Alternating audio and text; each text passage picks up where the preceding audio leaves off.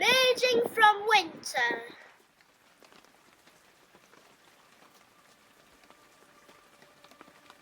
We battened down hatches in November for the jag of winter. In our floodplain town, there are things we have to accept. We'll be dragged out of our beds at 3 a.m. to fill sandbags. We'll build barricades, a ring of wet faces under torchlight.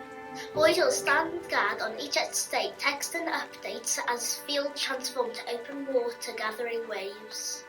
We'll become isolated.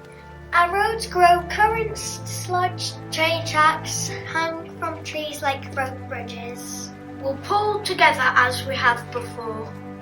A valley of people constructing defences, writing letters, checking on neighbours, calling on leaders to act.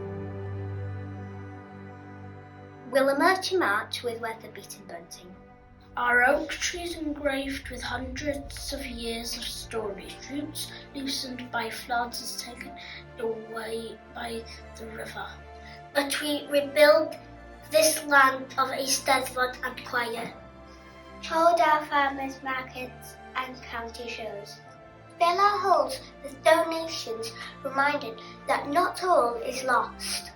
Land of water cannot truly be owned. We are part of a cycle as old as time.